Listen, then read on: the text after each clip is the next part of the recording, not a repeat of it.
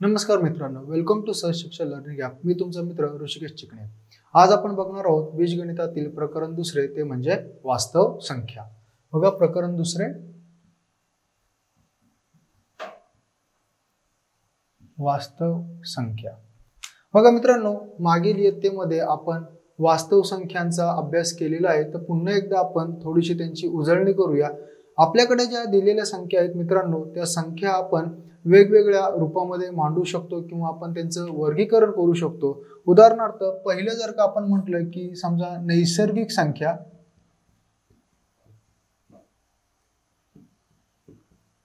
तर नैसर्गिक संख्याला आपण n ह्या इंग्रजी अक्षराने दाखवतो की ज्याच्यामध्ये आपल्या 1 पासून सर्व संख्या येतात. 1 पासून असणाऱ्या पुढच्या सर्व संख्या या आपल्या नैसर्गिक संख्यांमध्ये येतात. जर का आपण या नैसर्गिक संख्येमध्ये मित्रांनो 0 जर का आपण मिळवला किंवा 0 जर का त्या संचामध्ये जर का आपण टाकला, तर त्याचं रूपांतर हे पूर्ण संख्यामध्ये होतं.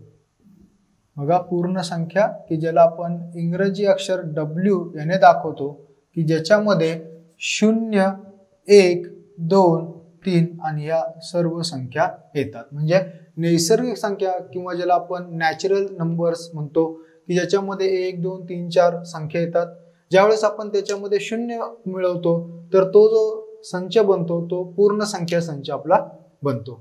तर बघा मित्रांनो, या नैसर्गिक संख्यांमध्ये आपण 0 मिळवला तर आपला पूर्ण संख्या संच गट झाला.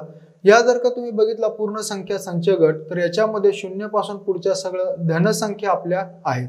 या धनसंख्यांमध्ये जर का आपण ऋण संख्या सुद्धा मिळवल्या तर जो आपला गट तयार होणार आहे त्याला आपण पूर्णांक संख्या असं म्हणतो. म्हणजे तिसरा जे आपला गट असणार आहे तो आहे आपला पूर्णांक संख्या संच गट, की ज्याला आपण इंग्रजीमधील I या अक्षराने दाखवतो, की ज्याला इंग्रजीमध्ये इंटिजर असं सुद्धा म्हणतात, की ज्याच्यामध्ये तुमच्या -3 समजा -2 -1 0 1 2 3 आणि अशा पुढे. म्हणजे ज्याच्यामध्ये तुमच्या वजा संख्या आणि धनसंख्या म्हणजे ऋण संख्या आणि धनसंख्या आणि 0 यांचा ज्या गटामध्ये समावेश असतो त्या गटाला आपण पूर्णांक संख्या असं म्हणतो. त्यानंतर बघा काही संख्या असतात की ज्या आपण दशांश रूपामध्ये लिहितो. दशांश रूप म्हणजे कुठलं, की ज्याच्यामध्ये आपण समजा 10.2 15.2 13.5 अशा पद्धतीने ज्या संख्या आपण लिहितो की ज्याच्यामध्ये आपण दशांश चिन्हाचा मित्रांनो वापर करतो, त्या संख्यांना आपण परिमेय संख्या असे म्हणतो. म्हणजे चौथा जो गट आहे आपला तो आहे आपला परिमेय संख्या. बघा परिमेय संख्या की ज्याला इंग्रजीमध्ये Q या अक्षराने दाखवलं जातं, की ज्याच्यामध्ये जी संख्या असते ती तुमची अंश छेद या स्वरूपामध्ये असते. P/Q या स्वरूपामध्ये तुमची संख्या असते आणि ज्याच्यामध्ये P आणि Q हे दोघंही तुमचे पूर्ण संख्या असतील, की दोघंही कुठे असणार आहे तुमचे पूर्ण संख्या किंवा पूर्णांक संख्या असतील. म्हणजे P जो आहे तो सुद्धा तुमचा पूर्णांक संख्या आहे आणि जो Q आहे तो सुद्धा तुमचा पूर्णांक संख्या असेल आणि Q ची जी किंमत असेल ती कधीही 0 नसेल.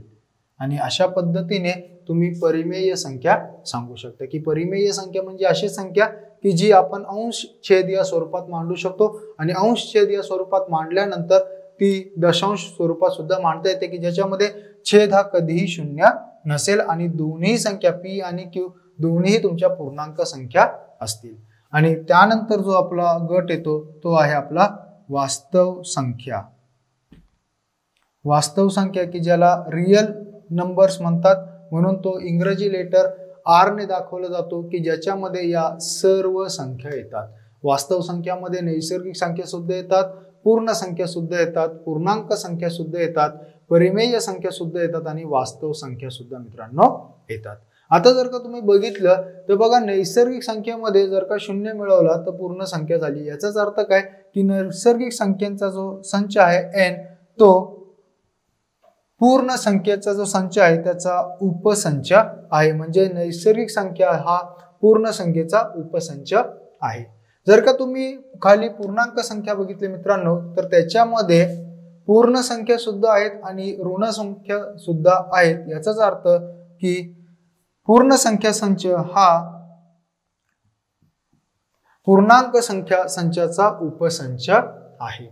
त्यानंतर परिमेय संख्येमध्ये तुमचे सर्व पूर्णांक संख्या सुद्धा येतात। याचाच अर्थ हा जो आपला गट आहे पूर्णांक संख्या संच हा परिमेय संचाचा उपसंच होतो। आणि आपण मगाशीच म्हटलं की वास्तव संख्या r याच्यामध्ये सगळं येतं, म्हणजे या सर्व गोष्टी या तुमच्या वास्तव संख्येच्या काय आहेत, उपसंच आहेत। म्हणजे सगळ्यात लहान जो उपसंच आहे मित्रांनो तो n आहे आणि सगळ्यात मोठा जो संच आहे तो r म्हणजेच वास्तव संख्या आहेत।